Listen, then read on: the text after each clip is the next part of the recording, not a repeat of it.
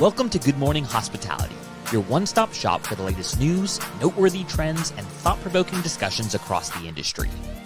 From hotels and short-term rentals to all things travel and hospitality, you'll find each episode equips you with the information that you need to start your week. Join us on Good Morning Hospitality every Monday, wherever you get your podcasts.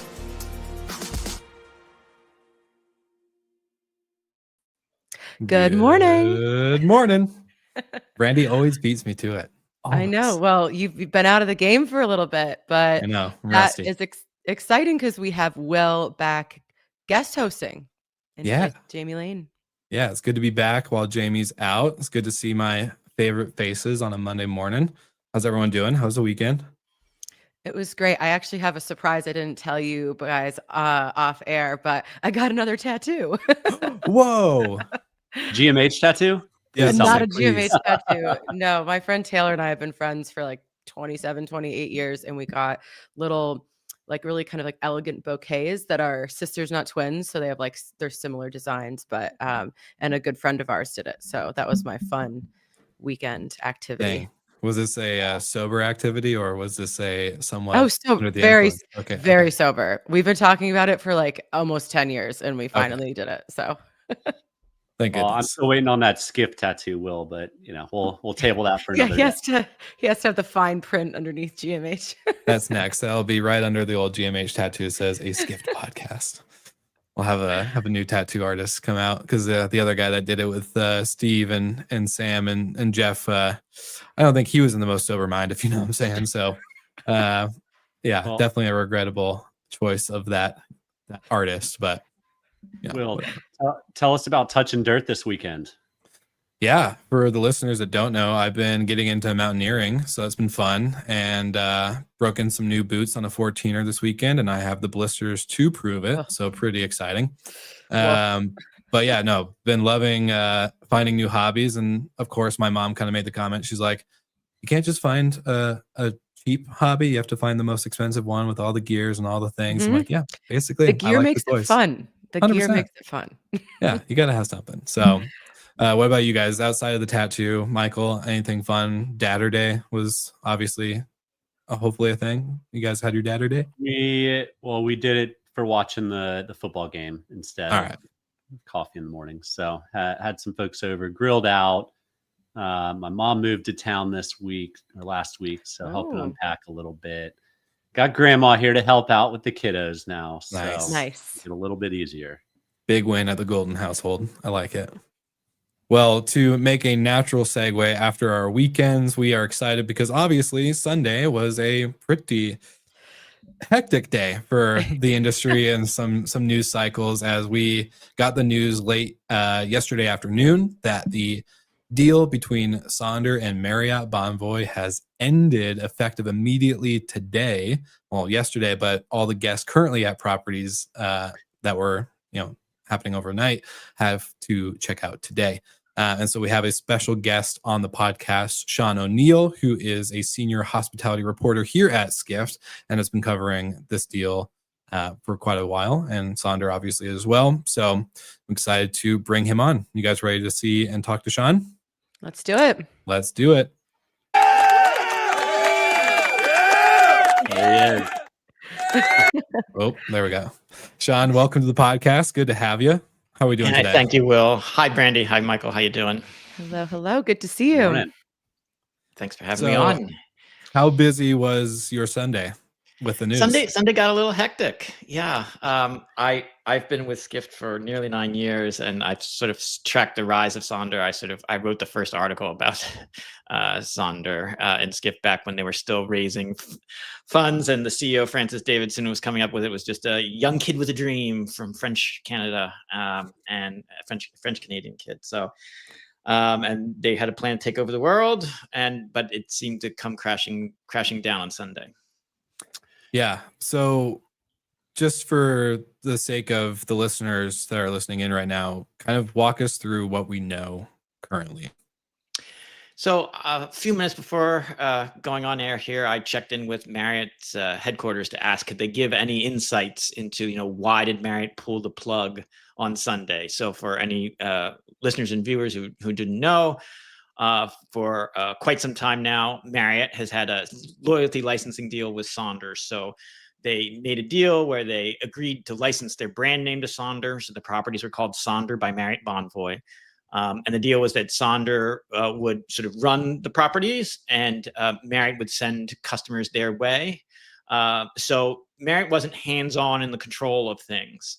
And it does appear from the outside, the way things went down on a Sunday very abruptly, that maybe they were a bit blindsided by something. Now, all they would say is that they used the word a default. And so Marriott needed to cut the deal because Sonder had a default, but they wouldn't explain exactly what the default was. There was financial filings that my colleagues here at Skift have been pouring through. And back in August, Marriott had sort of like made a deal, like Sonder was having trouble keeping its end of the bargain of paying fees for every guest that sort of like stayed in one of their rooms. And so they said, okay, we'll let you delay paying these things for us. It's sort of essentially, we're going to give you $23 million in credit to sort of play with to try to regain your balance here. But you have to keep some commitments. And there was a commitment coming up on November 15th that the company was going to have to raise $30 million in capital from some source for ongoing operations. But there were also a bunch of other commitments in there. There was a bunch of other potential triggers for killing the deal. And I asked the Marriott spokesperson to explain, what went wrong, and they haven't come forward. Sonder's not talking. I called the Sonder main line this morning, and they say because the deal being cut, they referring all questions to Marriott. They're no longer checking the phone line, which is just really atrocious behavior. And so, I know Brandy, you and Michael have been you've been following what the sort of the social media reaction to this. I'm curious what you, Brandy, and Michael, what is your take on all of this? Well, I was scouring Reddit, deep in the Reddit hole. So obviously it's not official court filings or company press releases, but it does seem like Sonder is done. And their employees are posting, that they have been laid off, trying to there's a discourse that's really interesting between the Sonder employees and Marriott guests. Everyone is kind of left in the lurch there. So it does seem that something really abrupt happened over the weekend. Yeah. We will get into it later. I think that there's probably been some signs, but whatever has been kind of slowly rumbling along in the background definitely came to a head over the weekend. Yeah. My first reaction was, how unlike Marriott is it to leave guests completely high and dry? Yeah. So if they had to rip the Band-Aid that harshly, something horrible has gone on. And I can't imagine it's simply a bankruptcy from Sonder. It may be, and Sonder might have misrepresented funds, or who knows. But to leave guests on a Sunday afternoon saying you have to check out today, like don't even finish your reservation, I feel like there's a much, much bigger story that we're going to hear. For sure. One of the Sonder guests was commenting on this Reddit thread, like, I'm staying at a Sonder, but I'm in another state right now. Like, how do I get back and get all of my stuff? And there's just going to be, I'm going to be really paying attention to this thread because I think it's going to get even messier. We're not even 24 hours into this. There were lots of Twitter comments of, I'm platinum or I'm titanium. I'm supposed to check in 2 weeks. What am I supposed to do? Well, in 2 weeks, you're fine. People they're staying in there today or last night. They got a notice that said tomorrow you have to leave. These people could be visiting their family, having a child at a hospital, and the last thing they want to think about is I've got to move all my stuff and go somewhere else. So again, that's what leads me to think it's not simply a bankruptcy closing shop, because there has to have been better foresight if that was the whole story. So, Sean, any curious takes on that?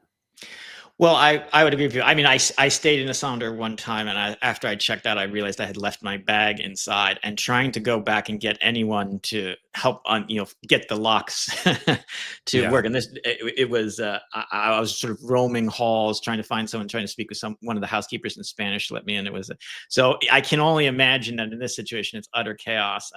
And yes, one of the Sonder properties was near the Mayo Clinic, and you can imagine people near hospitals, like they're dealing with, they're attending weddings. Like this is it tarnishes the Marriott brand, because Marriott has, I don't remember in my lifetime Marriott ever having done this abruptly, pull the brand. So it's kind of difficult. Have you guys been when you were tracking, Brandy, some of the chatter on Reddit and social media, like have you seen any examples of messages from some of the communications? Yeah, I think actually Will has the email pop up, and this was actually also posted. It's the starting thread on the Reddit thread that I was at. So, Will, if you want to pull up the official communications. Yes. So shout out to Curtis, who posted this on LinkedIn. The email that current Sonder guests got last night. I'll basically summarize it for our listeners who are not able to view, but it says, "We regret to inform you that Marriott's agreement with Sonder Holdings has ended. The Sonder properties are no longer part of the Marriott Bonvoy portfolio. As a result, we are unable to continue your reservation beyond today. And we are kindly requesting that you check out of the property as soon as you are able." Now, this was I would say a late email. And, that's just a summary. It's a lot longer for the listeners, so feel free to find it on our video version of the episode, or basically almost anywhere online. You can go to Reddit and find it pretty easily.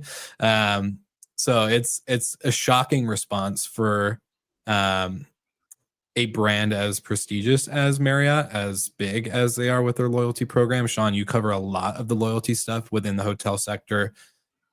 It kind of blows my mind. And especially, my first hotel property, I was a Marriott front desk agent, and you were not trained to leave guests like this.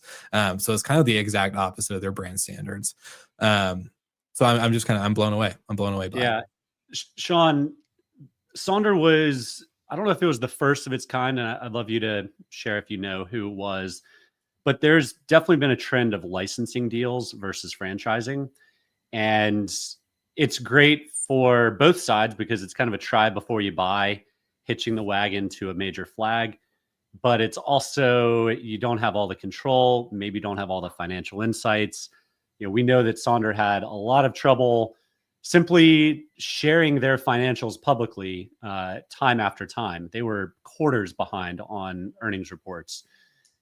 Where do you think licensing deals with major flags go from here? That's a great question, Michael. And I was talking to one of my colleagues at Skift Research who also was sort of thinking along similar lines as an analyst.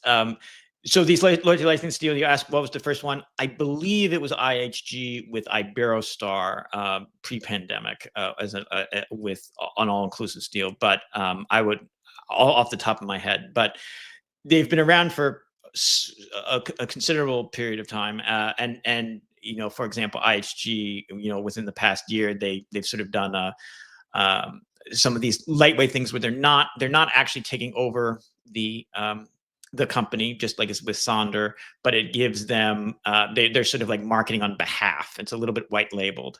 Marriott, probably one of the biggest ones right before Citizen M was they did a deal with MGM Resorts. And so you can stay at the MGM Resorts properties, but they're run completely by a different company.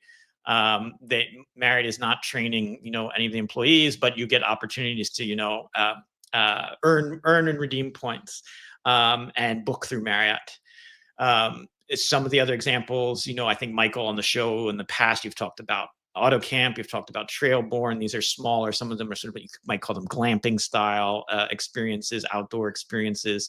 And so some of the other companies, Hilton, Hyatt have tied up with these entities. And there's a bit better diligence is needed moving forward. I would agree with you, Michael. That's the last thing people want to hear in these licensing deals, because a lot of these are smaller companies growing fast. Sonder was very much a grow at all costs type of company. They raised from inception. They raised 9 different rounds, $680 million. They SPAC'd in Q1 of 2022, just shy of $2 billion. I think the valuation came in a little lighter than what they were thinking. And they peaked somewhere around 12,000 keys, 12,000 rooms. A success story by many, many measures. Like, I think as we go into this like kind of death spiral that they're in right now, by many standards, a very successful story. Just a real epic crash out at the end. Yeah. Well, and never capable of turning a profit. And Yeah. They've been public since January of 22. So what, almost 3.5 years, almost 4 years. Still couldn't turn a profit. You usually go public. If you're losing, you got to turn it in the first year or two.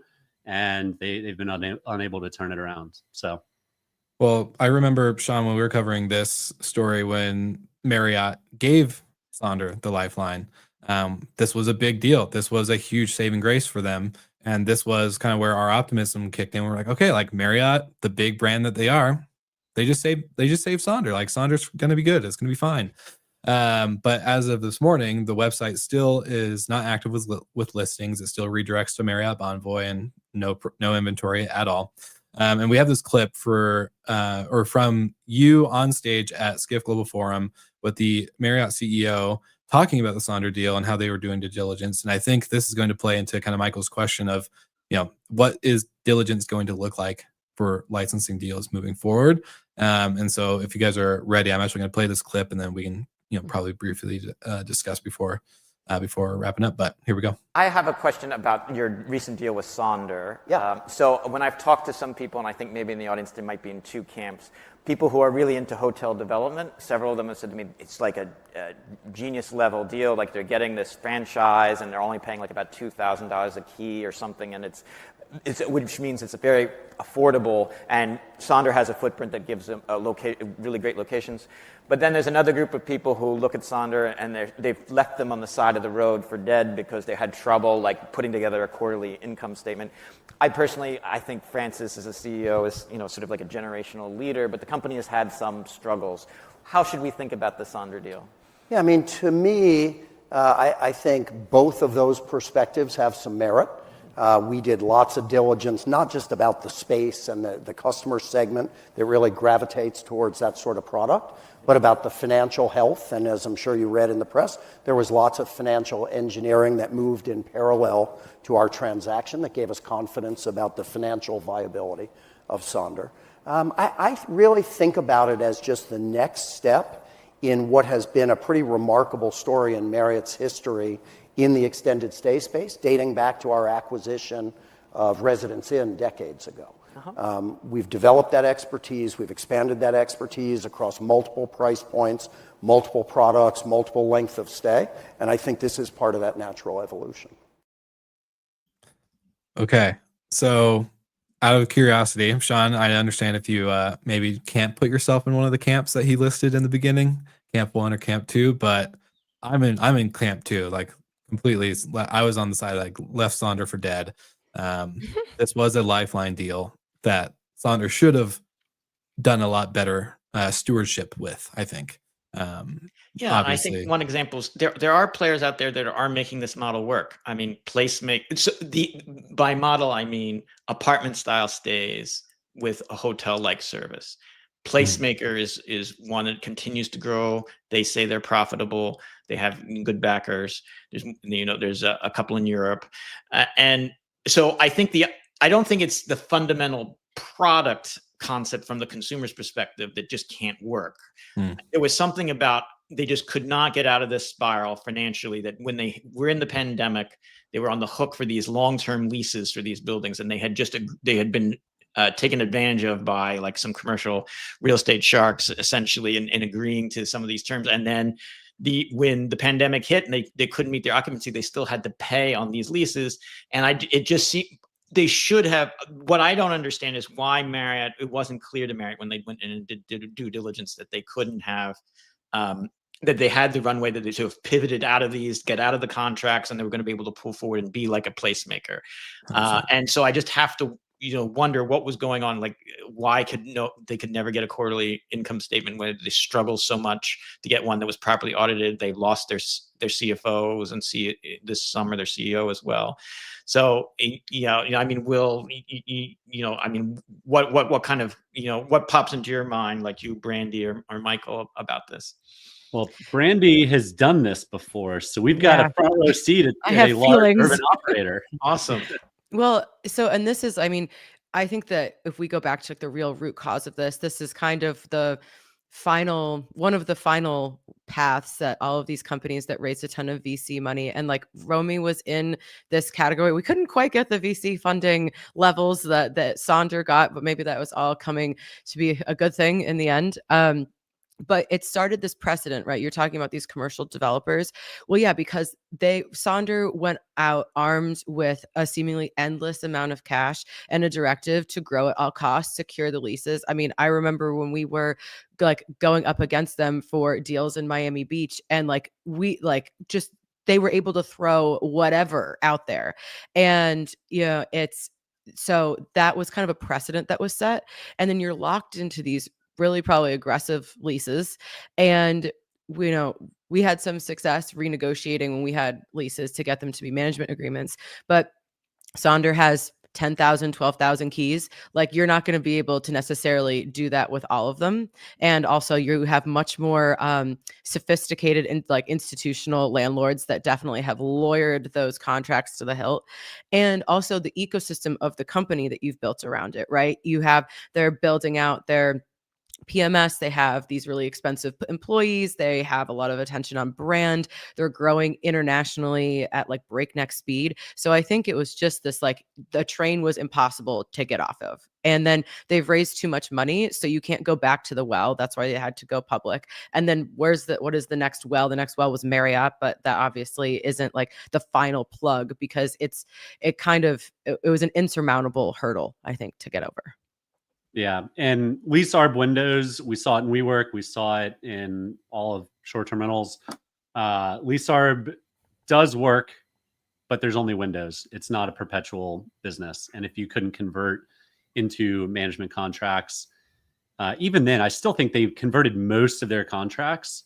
I could be wrong there, but they still were unable to turn a profit. And one other thing, going back to Marriott signed a 20-year term with them. Like, if you want to test the waters and see how this thing goes, sign a 3-year, a 5-year, but you signed a 20-year term. I know that came with cash, so that's probably why the term had to be so long. But this 20-year licensing deal ended in less than 20 months. So back to the diligence point, obviously they missed some flashing red lights, if that's the case. Or they're waiting to buy it out of bankruptcy. One or the other. Yeah. And well, also you have just like the total exodus of leadership from Sonder. So like, who is driving the boat? And I think when there starts to be this kind of franticness at the end, people aren't necessarily making, good decisions. They don't have the counsel to do so. Yeah, 100%. Well, Sean, before we wrap, any other comments, questions, concerns, or obviously for the listeners, viewers, they're just going to have to go to skift.com, check for any updates on the story, obviously, from you. So what would you like to leave the listeners Brandy and Michael really hit on so many of the key points, very sharply observed. So thank you so much for being a part of this conversation. I learned things too. So. Well, we're excited to see how the story evolves and read your future articles on this, because I have a feeling this story is going to be in the news cycle for some time. Yes. Yeah. Me too. 100%. Yeah. Sean, job security. It's all good. No, I love it. Thank you so much for joining us, Sean, and we're always welcome back on the pod. We appreciate all the work that you put into these stories and keeping us informed. So appreciate you joining us today. Yes, thanks. I hope to see the new tattoo sometime, and I hope nice to meet all of you. Take care. Of course. Bye. All right. Later. Sean's a great guy. Yeah, that was really, I love getting people. It's like the Skift universe. We're having our crossovers, which I think is so fun. Yeah, the multiverse is real. The multiverse. Yeah. Just casually pinging the PR department at Marriott for comments. It's Yeah. we haven't reached that level at GMH ourselves, but now as part of Skift, it's pretty cool. You guys weren't sending PR pings on LinkedIn? I think we probably have tried. I know I've tried. But don't have the pull that Sean does for sure. Yeah. Well, I would love to get to. Oh, sorry. Go ahead, Brandy. Oh no, I was going to say we have some great LinkedIn and YouTube comments. So I think everybody has an opinion on this, 100%. regardless of what side of hospitality you're in. I think it's going to be fun to see, people clash a little bit. 100%. Well, to bring up some of those comments, I would love to, obviously, one of our super fans, Terry White, who usually always, Terry, we haven't seen you in a while, so it's good to see you again, but always comments in. And so he thinks that this is 100% on Marriott. How could they have even entered the deal with Sonder in the first place? Basically, is the comment. So I'm with Terry. I'm not gonna lie, I'm with Terry on this one. Like, it was a lifeline. It was a great lifeline, and I'm sure we could find old clips of us all being like, yeah. And I was definitely on that train, in hope that, like we've always said on this pod, we don't want anyone in this sector to fail. We don't like failure. It doesn't look good for the rest of the short-term rental industry. But the writing was on the wall. So I'll take the contrarian view. I think it was. We'll see how it plays out. We're in the fire right now. But to take an option on the biggest urban operator in North America, and it was an inexpensive option, relatively speaking, for Marriott to place, I still think they're going to end up owning the brand. I don't know if they're able to convert even half or a quarter of the existing properties to franchised, flagged Marriott properties, Marriott Apartments brand. I think ultimately it will be okay. The only thing that I think they missed, and I don't know if it's their fault or Sonder's, but I said it earlier, Sonder repeatedly struggled to report financials, period, full stop.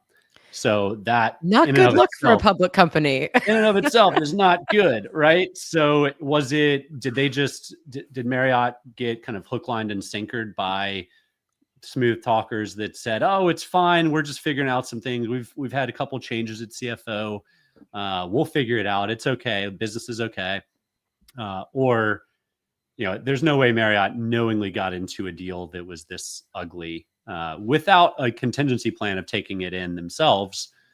But something, and I'm sure the news will come out in the next couple of days, but something had to have happened for it to have gone this poorly. My question for both of you, though, is, and based on your statement, Michael, of potentially Marriott acquiring the brand, why would they even want the brand after this debacle? Well, that's why I said it might roll into apartments now, right? Yeah, so I'm like, brand might be done. I thought that was kind of the whole point of Marriott Apartments by Marriott Bonvoy, was that they were going to roll Sonder under that umbrella of the loyalty, but they kept it separate, and I think that actually is really going to bite them in the ass right now.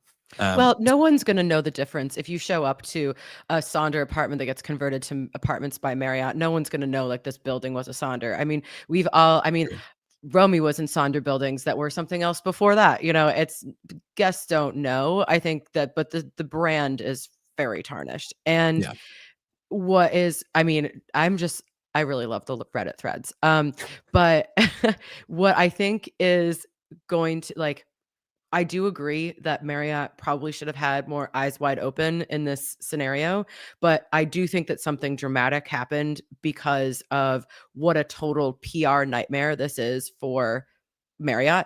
Like, Sonder doesn't care, right? Like, they're just kind of done. Like Ashot, I think, was saying this, like, it's a huge blow to Marriott's reputation, and Sonder, like, what do they care if they're filing for Chapter 7 bankruptcy? Like, it doesn't matter anymore. So that's why, they probably should have known something, but I can't wait to see how dramatic it is. And is it something like Sonder literally just like ran out of cash and didn't even have if you're going to file for bankruptcy, that months in advance, and you have to plan for that. and it's expensive. So I feel like something really dramatic happened. I think it's on Maybe. the side of both, where something dramatic happened, but they also didn't speak up about the cash, and we're like, oh, we'll figure out something. Like, there's always a way, right? And then they just never say anything, and then it's Sunday afternoon, and they're like, well, our credit card declined, and we have $0 in the bank. So good luck, everybody. And just as a cover our ass, we are not suggesting trading on Marriott or Sonder or anything. Nope. Financial advice is not given on this show. Never. So please don't take any of this as that.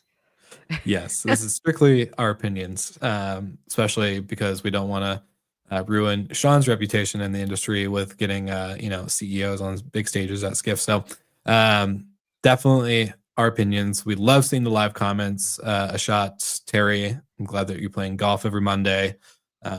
I'm sad that you're playing golf while we're broadcasting, but we're glad that you're back and this week. And of course, Tiffany from New Orleans. Shout out hello, to Tiffany. B. I think this is going to be a story we're going to be talking about on the pod for a bit, especially when it comes to revisiting our predictions from earlier this year. So that's going to be fun to cover. But for all the listeners and viewers that probably are used to a little bit more data, a little bit more insights, just an FYI, since Jamie was out this week and I stepped in because of the story, next week we will be covering the big 3 OTA earning calls. So Booking.com, Expedia, and of course Airbnb. And Jamie's going to bring all of the data with him. He's going to give us a good couple stats of the week. So it's going to be exciting for next Monday. But yeah, this was a pretty big story to have to cover today.